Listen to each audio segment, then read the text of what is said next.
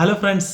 അപ്പോൾ ഇന്ന് നമ്മൾ വന്നേക്കുന്നതേ നമ്മുടെ എമ്പുരാനിൻ്റെ വിശേഷങ്ങളുമായിട്ടാണ്. ഇന്ന് ഇവിടെയും ഞാൻ സിനിമ കണ്ടു, എമ്പുരാൻ. അപ്പോൾ ഇവിടെ ഇവിടെ വന്നിട്ട് ഞാനൊരു രണ്ടാമത്തെ സിനിമയാണ് കേട്ടോ ഇവിടെ കാണുന്നത്. ആദ്യത്തെ സിനിമ എനിക്ക് ഇഷ്ടപ്പെട്ടില്ല, രണ്ടാമത്തെ സിനിമയാണ് ഇപ്പോൾ കാണുന്നത്. അപ്പോൾ ഇവിടെ ആ, എമ്പുരാൻ കണ്ടിട്ട് ശരിക്കും പറഞ്ഞാൽ എനിക്ക് ഭയങ്കരമായിട്ട് ഇഷ്ടപ്പെട്ടു. ഓരോ ഷോട്ടുകളും എടുത്തേക്കുന്നത് ഭയങ്കര ഭംഗിയാണ്. അതൊക്കെ എങ്ങനെയാണ് എടുത്തേക്കണേന്ന് തന്നെ ഒരുപാട് ചിന്തിക്കാനുണ്ട്. പിന്നെ ചില സീനുകൾ എനിക്കിഷ്ടപ്പെട്ടില്ല. ഒരുപാട് സ്ലോ മോഷനുകളും ഇതൊക്കെ വേണമെങ്കിൽ ഒഴിവാക്കാമായിരുന്നു. എന്ന് വെച്ചാൽ മിക്കതിലും മോഹൻലാൽ നടന്നു പോകുന്ന സ്ലോ മോഷനാണ്. കുറച്ച് ഫാസ്റ്റാക്കി വിടായിരുന്നു. പിന്നെ ഉള്ളത് ശരിക്കും പറഞ്ഞാൽ DOP ചെയ്തേക്കുന്ന സുദേവ് വാസ്തവ് ഒരു രക്ഷയില്ല കേട്ടോ. എവിടെ നിന്നൊക്കെ ഉള്ള ഷോട്ടുകൾ എടുത്താണ് ഒന്നും പറയാനില്ല. ശരിക്കും പറഞ്ഞാൽ ഭയങ്കര ഭംഗിയായിട്ടാണ് ചെയ്തേക്കുന്നത്. പിന്നെ ഈ പടത്തിൻ്റെ ഒരു പ്രശ്നം ശരിക്കും പറഞ്ഞാൽ നാട്ടിലിപ്പോൾ ചർച്ചയാണെന്ന് എനിക്ക് തോന്നുന്നു. കാരണം എന്താണെന്ന് വെച്ച് കഴിഞ്ഞാൽ ലാംഗ്വേജ് ശരിക്കും പറഞ്ഞു കഴിഞ്ഞാൽ മലയാളം കുറച്ച് കുറവാണ്. ശരിക്കും പറഞ്ഞു കഴിഞ്ഞാൽ മലയാളത്തിനേക്കാൾ കൂടുതൽ ഇംഗ്ലീഷും ഹിന്ദിയാണ്. പക്ഷേ നമ്മൾ നോക്കുകയാണെങ്കിൽ ഇത് കൂടുതലും ഷൂട്ട് ചെയ്തേക്കുന്നത് പുറത്താണ്. പിന്നെ പൃഥ്വിരാജിൻ്റെ പഴയ കാലം കാണിക്കുന്നത് മുഴുവനും ശരിക്കും പറഞ്ഞാൽ പൃഥ്വിരാജ് അവിടെ നിന്നാണ്, നോർത്ത് ഇന്ത്യൻ ഇതിൽ നിന്നാണ്. അപ്പോൾ അതുകൊണ്ട് പുള്ളിയുടെ പഴയ കാലം കാണിക്കുമ്പോൾ എന്തായാലും മസ്റ്റായിട്ടും ഹിന്ദിയാണ് പറ്റുള്ളൂ. അപ്പോൾ ആ ഒരു സീനുകളും അവർ സംസാരിക്കുന്നതെല്ലാം ഹിന്ദിയിലാണ്. പിന്നെ കുറച്ച് ക്രൂവൽ സീനുകളുണ്ട്. അത് ഭയങ്കര കുറച്ച് കൂടുതലാണ് കേട്ടോ.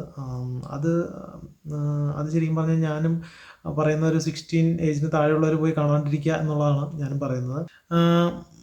പടം ശരിക്കും പറഞ്ഞു കഴിഞ്ഞാൽ ഫുള്ളി നമ്മളെ എൻഗേജ് ചെയ്ത് നിർത്തുന്നുണ്ട്. പിന്നെ BGM ചെയ്തിരിക്കുന്നത് BGM നല്ല ഭംഗിയായിട്ട് ചെയ്തിട്ടുണ്ട് ദീപക് ദേവ്.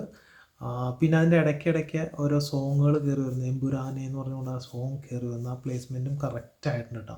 പിന്നെ ഒരു സീൻ നിങ്ങൾ ശരിക്കും പറഞ്ഞാൽ നിങ്ങൾ ശ്രദ്ധിക്കേണ്ട സീൻ തന്നെയാണ്. അത് രണ്ട് പ്രാവശ്യം കാണിക്കുന്നുണ്ട് തോന്നുന്നു. അതിൽ ഒരു കുരിശ് വന്ന് വീഴുന്നുണ്ട് താഴെ. എന്താ അതിഭംഗിയായിട്ടാണ് ചെയ്യുന്നത്. ഓരോ സീനുകളും പറയാനുണ്ട് കേട്ടോ. എന്ന് വെച്ചാൽ എങ്ങനെ അത് എടുത്തു എന്നുള്ളത് നമുക്ക് ചിന്തിക്കേണ്ട ഒരു ഇതുണ്ട്. അപ്പോൾ അങ്ങനെ അതിനെപ്പറ്റി ഈ സ്റ്റോറി മാത്രം നോക്കി പോണവർക്ക് പ്രശ്നമാണ്. അല്ലാതെ കുറേ കാര്യങ്ങൾ ടെക്നിക്കൽ ഇതറിയാവുന്ന കുറേ ആൾക്കാർക്കാണെങ്കിൽ ശരിക്കും ഇഷ്ടപ്പെടും. എന്താണെന്ന് വെച്ച് കഴിഞ്ഞാൽ ഓരോ ലൈറ്റിങ്ങും പിന്നെ അതുപോലെ കളറിങ്ങും എല്ലാം രസമായിട്ട്. കളറിങ്ങൊക്കെ ശരിക്കും വന്നേക്കുന്ന ഒരു ഹോളിവുഡ് ടച്ച് കൊടുത്തിട്ടുണ്ട് കേട്ടോ സിനിമയ്ക്ക്. ശരിക്കും പൃഥ്വിരാജ് ഇതിനെ ശരിക്കും പറയുമ്പോൾ ഇൻ്റർനാഷണൽ ലെവലിലേക്ക് കൊണ്ടുവരാനാണ് ശ്രമിച്ചിരിക്കുന്നത്.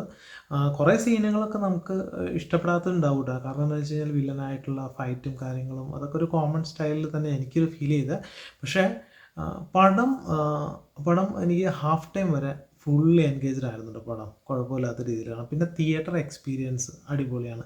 പിന്നെ ഒരു സീനുണ്ട് ശരിക്കും പറഞ്ഞു കഴിഞ്ഞാൽ ഈ മഞ്ജു വാര്യരും ടൊവിനോയും തമ്മിലുള്ളൊരു സംഭാഷണം. അതിൻ്റെ ഇടയ്ക്ക് ചെറുതായിട്ട് മഴ പെയ്യുന്നുണ്ട്. ഞാനിങ്ങനെ അപ്പോൾ എൻ്റെ വൈഫിനോട് ഞാൻ പറഞ്ഞു, ശ്രദ്ധിക്കും മഴ പെയ്യണുണ്ടോ. ആ മഴ പുറത്തിങ്ങനെ ആ മഴയത്താണ് മഞ്ജു വാര്യരുടെ ഉള്ളിലേക്ക് കയറി വരുന്നത്. പക്ഷെ ആ മഴ ഇങ്ങനെ നിൽക്കുകയാണ് അവർ സംസാരിക്കുമ്പോൾ. നല്ല ഭംഗിയായിട്ടാണ് കേട്ടോ അതൊക്കെ ചെയ്തേക്കുന്നത്. അത് ഭയങ്കര രസമായിട്ടുണ്ട്. പിന്നെ ടൊവിനോയുടെ ക്യാരക്ടർ നമ്മുടെ ലൂസിഫറിൽ ശരിക്കും പറഞ്ഞു കഴിഞ്ഞാൽ കുറച്ചുള്ളൂ അല്ലേ. പക്ഷേ ഇത് മുഴുനീളമുള്ള ക്യാരക്ടറാണ് ടൊവിനോ ചെയ്തേക്കുന്നത്. പിന്നെ സുരാജിനെ ശരിക്കും പറഞ്ഞാൽ നമുക്ക് നമ്മുടെ നാട്ടിലെ രാഷ്ട്രീയക്കാരായിട്ടൊക്കെ കണക്ട് ചെയ്യാവുന്ന രീതിയിലാണ് സുരാജിൻ്റെ ഒരു ക്യാരക്ടർ കൊടുത്തേക്കുന്നത്.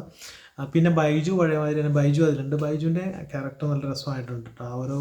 അവൻ്റെ സംസാരം കുറച്ച് നർമ്മമുള്ള ഒരു രീതിയിലാണ് ചെയ്തേക്കുന്നത്.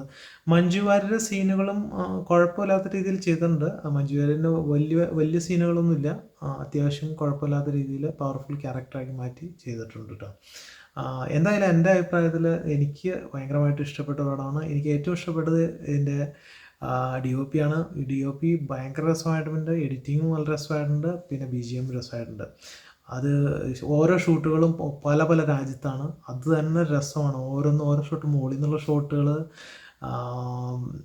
ഒരുപാടുണ്ട്. എന്നാ വെച്ച് കഴിഞ്ഞാൽ അത് എങ്ങനെ ചെയ്തു എന്ന് പറഞ്ഞാൽ എന്നാ വെച്ചാൽ ഓരോന്നും കയറി പോകുന്നതും ആ ക്യാമറ ഇറങ്ങി വരുന്നതും നല്ല ഭംഗിയായിട്ടുണ്ട് ഓരോ. അത് നിങ്ങൾ മസ്റ്റായിട്ടും തിയേറ്റർ എക്സ്പീരിയൻസ് തന്നെയാണ്. അപ്പോൾ എന്തായാലും നിങ്ങൾ മസ്റ്റായിട്ടും വാച്ച് ചെയ്തിട്ട് നിങ്ങളുടെ അഭിപ്രായങ്ങൾ താഴെ കമൻറ്റ് ചെയ്യുക. ഓക്കെ, ഇത് എൻ്റെ ഒരു ശരിക്കും പറഞ്ഞാൽ സിനിമ റിവ്യൂ ചാനലല്ല. എന്നാലും ഞാനിത് കണ്ടപ്പോൾ എനിക്ക് ഇഷ്ടപ്പെട്ടപ്പോൾ ഞാൻ പോസ്റ്റ് ചെയ്തതാണ്. Okay, thank you so much for watching.